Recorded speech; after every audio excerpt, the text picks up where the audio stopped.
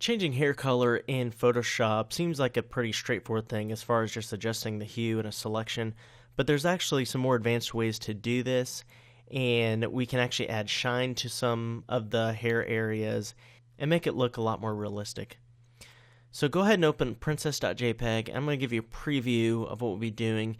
So from this red hair, and it's a lot easier to take a photo of, say, a person with red hair or light brown hair or blonde hair and make it different colors, as opposed to dark black hair, especially if it's low lighting. If it's outside, a little bit lighter, that is a little bit easier. So we're going to convert this to brown hair. We're also going to convert it to black hair, and also adding these highlights here. I'll show you how to do that. And we're also going to change it to blonde. I know the selection here is a little bit off, but I'm going to show you how to do that in this lecture.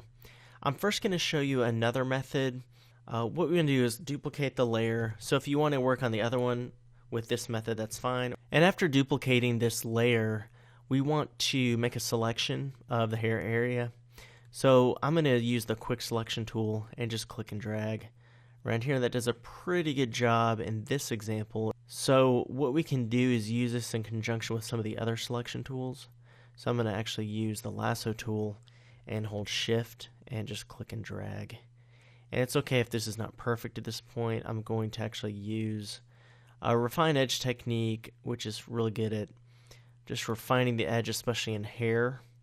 And if we want to subtract from, hold Alt on the PC or Option on the Mac, and we can click and drag and subtract from. So once you have that selection, just go to Select, Refine Edge. It says Output to Selection, and what you can do is actually just do Output to New Layer with Layer Mask if you want it on a new layer. And we also want to go to Smart Radius and bring that radius up a little bit. And you'll see, if you really overdo it, what it's doing. And we can also paint with this Refine Radius tool just along the edge there. Alright, and it should make the edge a little bit better, especially with the hair. Alright, so once you have a selection, and I would go back and spend some more time on this, but just for the purpose of the tutorial, click OK. And now what it's done is it creates a new layer with that layer mask. If I hit the visibility icon on the bottom layer, you'll see that we just see the hair. So with this top layer selected, go ahead and go to Image, Adjustments, Hue Saturation. And then we want to click and drag left and right, and it's going to interact with that original hue. So it may be over red, but it's actually making it blue because it's interacting with what's already there. If you want it just to be whatever this hue is here, so it's easier to tell what output it'll be, just click Colorize. Then it's going to lay that hue on top of it. So we could change it to red, even green, blue, purple, red, whatever. And you can adjust the saturation, and you can adjust the lightness, of course. Then you just click OK, and then you have a hair color that's changed. And of course, we would want to adjust the edge here a little bit. So that's one method of changing hair color. I'm going to show you a different method, though. So first thing we want to do, I'm going to duplicate this. So we're working on a duplicated layer so we can compare the before and after. With this, let's convert this to brown first. So instead of doing an adjustment layer, say with hue saturation, let's click on create a new adjustment layer, and instead to go to selective color and make sure reds is checked, and it's going to select all this red area. Of course, it's going to select some on the cheeks and the lips, and we can mask out. Click and drag the cyan, magenta, yellow, black levels, and I found that with the top one, the cyan, if you bring it up a little bit, and then with the cyan, you bring it down to about 20s, and same thing with the yellow, and with the blacks, bring that up to about 20 or so, and I think bring magenta even over to the left a little bit more, and then yellows. Alright, so there's before and there's after, so that's pretty straightforward. That's just a different technique instead of doing the hue saturation. So let's group this, and there's our brown. So I just want to put that in there so we can compare and contrast. Now select the background layer and just Control or Command J and duplicate that again. And let's convert her hair to black now. And what you can do, and I'll show you also how to mask out areas that might be affected that we could also do in the other one. Any of these, we need to mask out certain areas and just leave the hair adjusted. So for this new method, what we want to do, instead of selective color, let's just use a hue saturation adjustment, kind of like the first method I showed. So create a new adjustment layer, go to hue saturation, and make sure, this is very important, instead of master, make sure you check reds. And bring the saturation all the way over to the left. And there's still a little bit of red in there, so if you do the plus, make sure you click that red there. There. Alright, so now it's just desaturated her hair, and if you had areas that you did not want in there, you'd hit the minus, but that's gonna, well, that actually does okay. Because her skin color, see, if you get too close to this area where she kind of has rosy cheeks, and it's gonna remove that from it, so you don't want to do that. Alright, so now that her hair is desaturated, we need to adjust just the darkness of it. So we can add another adjustment layer, and let's go to curves, and I'm just going to bring this down, make it a bit darker. Now you notice with these two methods, it's also affecting her face and the background and her skin. It's not just affecting this area of her hair. Well, that means we need to mask out. We could do this with the brown method as well. So choose a nice soft edge brush, make sure hardness is set to, let's do 0%. And then we need to paint some black in, so make sure the foreground color is black. And left and right bracket will resize, and you just want to click and drag. Something like that. And we could do the selection with the refine edge. Just for time's sake, I'm just going to go right up to the edge here. And you can press X to flip them. And if you want to paint white on this hair here, which we want to keep desaturated. Now, method to, we can't really tell what we're masking out where we're not unless we alt-click it. So we can do that. So that shows that we need to paint a little bit more black in here. And another method is you can also Control or Command J and just change the blending mode to multiply. That will really bring out where we've missed. Alright, it will really accentuate it. And then we can delete that duplicated hue saturation layer once we see missed a couple spots here as well. Now we have the curves adjustment, but we need to have this same exact mask from here to there. So we can just hold down Alt on the PC or Option on the Mac and click and drag it from one to the other, and it will do the same exact mask as you can see there. Alright. And you saw during that technique another method. If you don't want to use the curves adjustment, we could actually just duplicate this and then set it to multiply like we did earlier. That'll make it pretty dark as well, but I just prefer to do the curves adjustment because it just makes it darker and we can control it a lot better. Alright, so we have the hair here and it's pretty dark. We can double click on it, make it even darker if we want, and we could mask out the background as well if you don't want that to be affected and just the hair.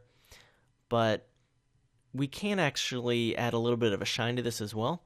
So add a new layer, and then we want to make white the foreground color. And then as far as our brush, we want a soft edge brush, and just click and drag over here where you think that the sun would be hitting, something like that. We need to add a layer style to this, so double click on it, or you can go to layer style, obviously. And what we want to do is under blending options, this top area, we want to hold down Option on the Mac or Alt on the PC and just click and drag, and you'll see the blend if effect, and then click that one over as well. So something like, for what I was doing, I've got about 62 and 175 or so. Alright, and then click OK. This is before and there's after. So it adds a little bit of shine to it. If you think it's too harsh or too strong, we can adjust the opacity of that so it's more subtle. There's before, there's after. So that's pretty cool. So I just selected all those and then created a new group. So we have brown so far, black, two different methods. One was selective color adjustment, and then the other one was hue saturation and a curves as well, and painting some shine on top. And we could do a hue saturation for the first one too. I just want to show you a different method. Alright, so next one is blonde hair, and that one's the most challenging. What we want to do is we have this duplicated layer. Go ahead and press Control or Command J.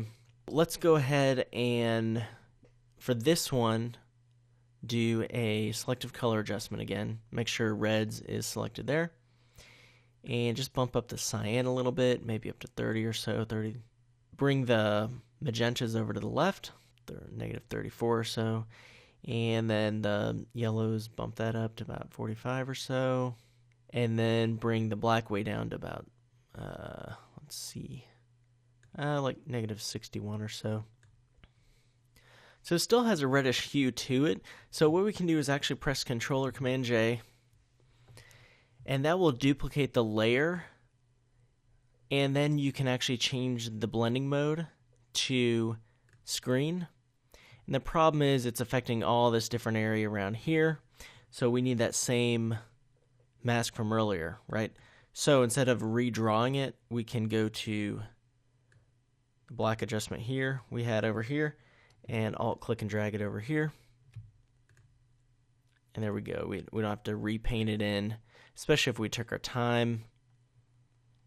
And I'm going to click and drag it again into both of those. Alright, so now it's in both of those, and you'll see an area where we missed, and that looks a little bit better.